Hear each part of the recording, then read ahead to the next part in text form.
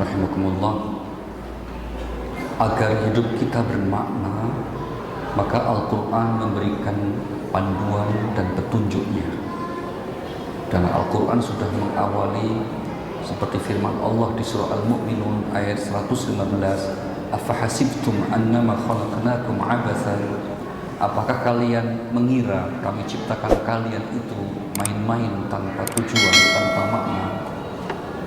Kalau ada yang menganggap bahwa hidup ini hanya sekedar makan, minum, kemudian tidur, bangun lagi, makan, minum lagi, itu tidak berbeda dengan makhluk selain manusia.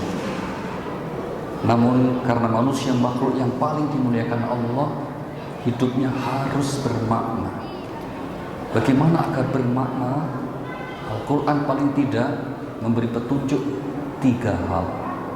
Yang pertama, menyadari akan tujuan untuk apa kita diciptakan. Dan Al-Quran punya jawaban, ada 3 tujuan kenapa Allah ciptakan kita dan memberi kesempatan kita hidup di dunia. Yang pertama, tujuan itu seperti yang disebut di surah Az-Zariyat ayat 56, wa ma khalaqtul jinna wal insa illa liya'budun ma uridu minhum min rizqin wa ma uridu an yut'imun. Aku tidak ciptakan jin dan manusia melainkan agar seluruh aktivitas hidup kalian bernilai ibadah. Maka salah satu kelebihan dan kebaikan dari seorang muslim akan selalu berada di antara 2 kebaikan. Al-muslimu bainal hasanatain. Kebaikan apa itu? Kebaikan ketika kita melakukan dan kebaikan apa yang akan kita lakukan. Semuanya baik. Bahkan seandainya kita melakukan yang mubah sekalipun, itu sebetulnya adalah kebaikan, karena niat kita menghindari keburukan. Disinilah pentingnya kita untuk meluruskan niat dan sekaligus melakukan hidup ini dengan cara yang normal, yang wajar, mengikuti petunjuk. Dalam bahasa Rasulullah SAW, hidup yang normal seperti apa? Ma nahaitukum anhu fantahu wa ma amartukum fa'tu minhu mastata'tum. Yang kularang jauhi, yang kuperintahkan kerjakan semampumu. Maka ketika kita hidup sudah berusaha bisa menjauhi larangan Allah, kemudian perintahnya kita kerjakan semampu kita, insya Allah itu sudah melaksanakan tujuan yang utama yang pertama, yaitu seluruh aktivitas hidup kita bernilai ibadah. Yang kedua, Bapak Saudara, ada kesan kalau untuk ibadah berat diri sendiri. Maka Allah memberikan tujuan hidup yang kedua seperti yang difirmankan di surah Al-Baqarah pada ayat yang ke-30, inni ja'ilun fil ardi khalifah. Sungguh aku akan menjadikan seorang khalifah di muka bumi. Siapa? Anak Adam kita semua ini.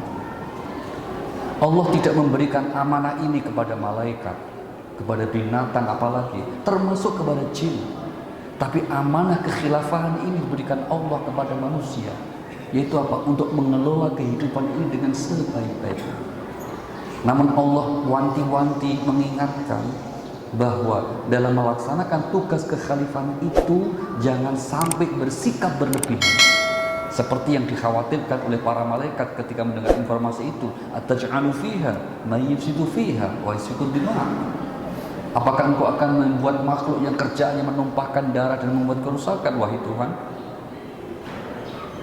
Maka Allah memberi tugas kita yang ketiga, yaitu apa? Huwa ansha'akum minal ard wastakmarakum fiha. Dia jadikan kamu dari tanah dan diberikan tugas untuk memakmurkan bumi ini. Pak Saudara, dalam hidup ini sekiranya kita belum bisa untuk memberikan kontribusi kebaikan, kemakmuran atas kehidupan ini, minimal jangan membuat kerusakan. Inilah yang dimauin oleh Allah dengan kita melaksanakan tugas atas diciptakannya kita di kehidupan dunia ini. Yang kedua, akan hidup lebih bermakna, Saudara, maka orientasikan, niatkan bahwa hidup tidak hanya di dunia, tapi yang terpenting fokus kita adalah untuk akhirat. Ya'lamuna zahiran minal hayati dunya wa hum 'anil akhirati hum ghafilun. Allah menggambarkan kebanyakan manusia terlalu fokus dengan urusan dunia, urusan akhirat mereka lalai. Saudara perhatikan, Allah tidak mengatakan lupa urusan akhirat, tapi lalai. Di surah Ar-Rum ayat yang ke-7 ini, Kenapa? Karena fitrah manusia di hati kecilnya pasti meyakini akan ada kehidupan di samping dunia ini. Namun karena terlalu kuatnya tarikan kehidupan dunia, seringkali manusia lalai dengan urusan akhirat. Itulah mengapa Allah berpesan di surah Al-Qasas ayat yang ke-77, "Wabtaghi fima atakallahu darul akhirah wa la tansa nasibaka minad dunya."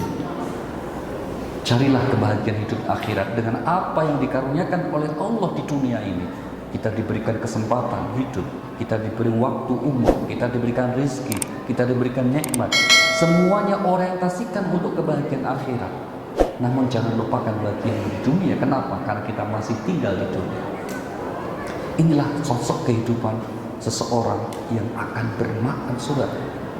Dan yang paling terakhir, pada akhirnya, inilah yang menjadikan hidup seseorang akan sangat bermakna, seperti yang digambarkan Rasulullah SAW. Khairun nas anfa'uhum linnas. Sebaik-baik manusia yang paling bermanfaat untuk sesamanya. Maka kenapa kita harus memperjuangkan hidup ini? Di antaranya agar kita menjadi pribadi yang bermanfaat. Mengapa kita didik anak-anak kita, kita persiapkan generasi kita agar mereka tumbuh bukan menjadi sekedar generasi yang pintar, yang cerdas intelektualnya, tapi apa? Yang bermanfaat, yang dapat melanjutkan untuk terus memperjuangkan, berkhidmah kepada agama Allah yang bisa membawa kebahagiaan hidup di dunia dan di akhirat kelak. Barakallahu li wa lakum fil Qur'anil azim wa nafa'ani wa iyyakum bima fihi min ayati wa dzikril hakim. Taqabbalallahu minni wa minkum tilawatahu innahu huwas samiul alim. Wa qur rabbi fir warham wa anta khairur rahimin.